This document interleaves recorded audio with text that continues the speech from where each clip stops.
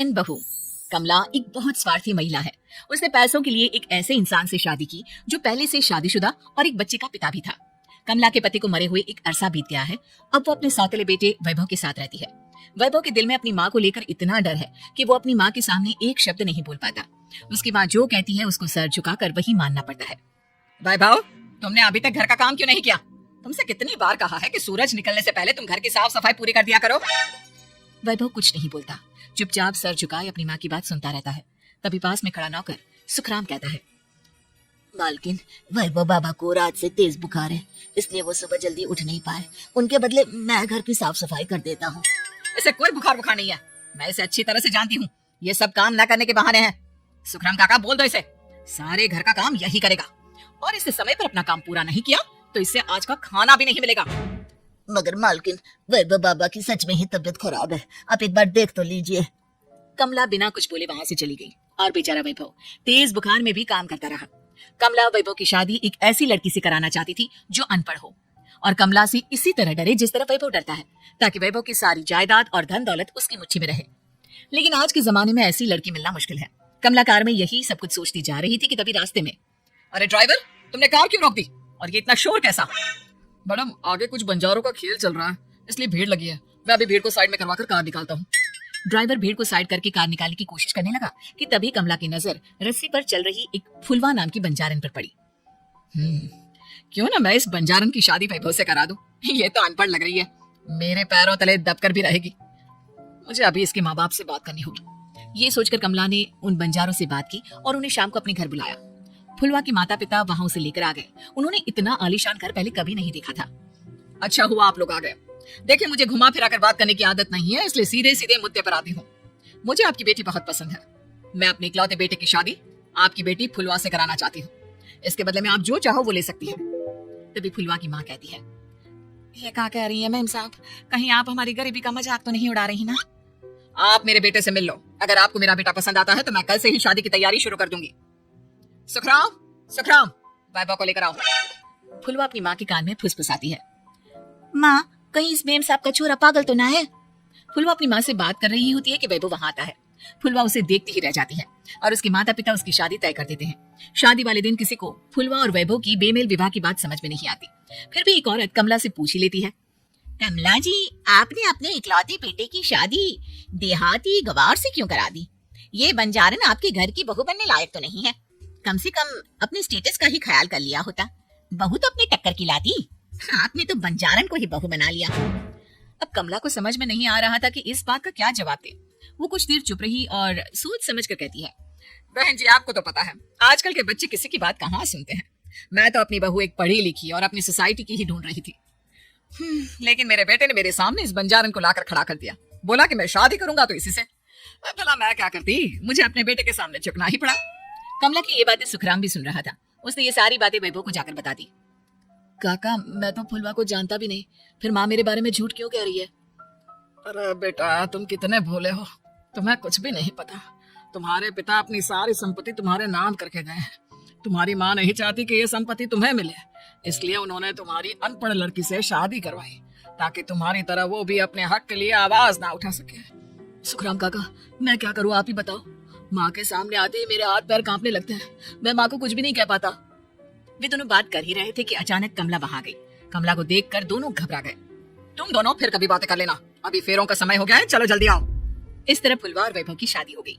अगले दिन कमला ने फुलवा को बुलाया और उसे नसीहत देने लगी। देख बंजारन, तुझे मैंने अपनी बहू बना तो लिया है, लेकिन तुझे इस घर में आँख कान मुंह बंद करके रहना होगा। घर का काम कर और अपने पति से मतलब रख, समझी? कमला का ऐसा रवैया फुलवा को बिल्कुल समझ में नहीं आया। उसने वैभव से इस बारे में बात की। सुनिए ना, माँ जी ने जिस तरह मुझसे बात की मुझे अच्छा नहीं लगा। शादी से पहले तो वो मुझसे बहुत अच्छे से बात कर रही थी, लेकिन शादी के बाद उन्हें क्या हो गया? तुम ज्यादा मत सोचो, जैसा माँ कहती है वैसा ही करो। ये कहकर वैभव वहां से चला गया। अगले दिन वैभव को घर के नौकरों की तरह काम करता देख फुलवा को बहुत हैरानी हुई। फुलवा ने इस बारे में सुखराम काका से बात की तो सुखराम काका ने फुलवा को सारी बात बता दी। अब फुलवा को समझ में आ गया कि उसकी सास ने एक बंजारन को बहू क्यों बनाया। एक दिन वैभव घर का काम कर रहा था, तभी उससे कांच की प्लेट टूट गई। किसने गिराई ये कांच की प्लेट? वैभव को वहां खड़ा देख कमला ने छड़ी से उसे मारना शुरू कर दिया। उसके पैर में कांच चुभ गया और खून बहने लगा, लेकिन फिर भी कमला उसे मारी जा रही थी। ये देखकर फुलवा ने कमला के हाथ से छड़ी छीन ली और तोड़कर फेंक दी। बंजारन, तेरी इतनी हिम्मत, तूने मेरे हाथ से छड़ी छीनी? कमला फुलवा को थप्पड़ मारने ही वाली थी कि फुलवा उसका हाथ पकड़ लेती है। आ ससु माँ, मैंने मॉम की कड़िया ना समझ लियो। बंजारन हो बंजारन, ईंट का जवाब पत्थर से देना जानती हूँ। आज के बाद मेरे या वैभव जी के ऊपर हाथ उठाने की सोचियो भी ना, समझी ससु माँ?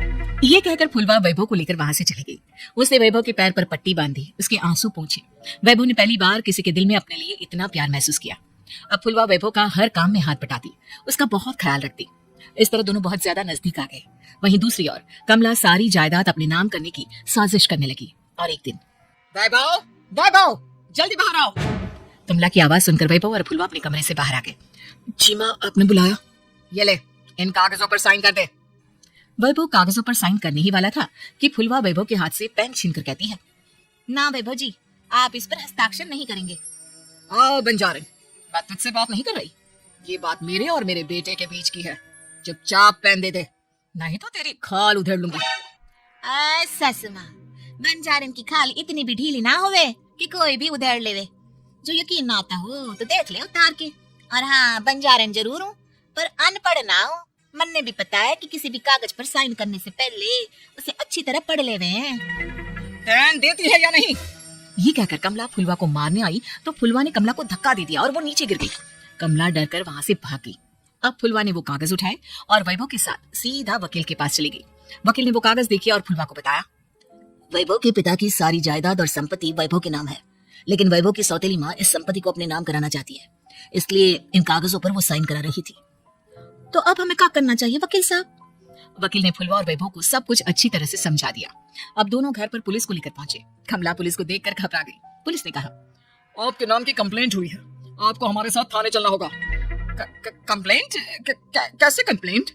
आप अपने सौतेले बेटे पर बहुत अत्याचार करती हो, धोखे से सारी जायदाद अपने नाम करा रही हो। अब नहीं इंस्पेक्टर साहब, जरूर ये मेरी बहू की कोई साजिश है, इसने गलत कंप्लेंट की है। मैडम, शिकायत आपकी बहू ने नहीं बल्कि आपके बेटे वैभव ने की है। कमला वैभव का नाम सुनकर दंग रह गई। जिस बेटे ने कभी उसके सामने सर नहीं उठाया था, आज वही बेटा उसके सामने पुलिस को ले आया है। वैभव, तुम्हारी इतनी हिम्मत कि तुम पुलिस को ले आए? हाँ माँ, मैं लाया हूँ पुलिस को, और मेरे अंदर इतनी हिम्मत कभी ना आती अगर फुलवा मेरा साथ ना देती। आपने बंजारन बहू को लाकर अपने ही पैर पर कुल्हाड़ी मारी है माँ।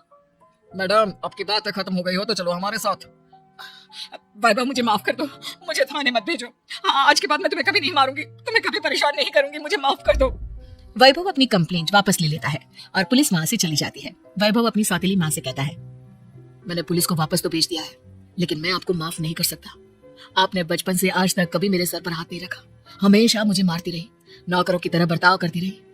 आप इस घर में नहीं रह सकती, चली जाइए यहाँ से। कमला घर छोड़कर चली गई और सड़क किनारे खड़ी होकर सोचने लगी, काश मैंने वैभव को माँ की तरह प्यार किया होता तो आज मैं इस तरह से बेसहारा ना हो जाती।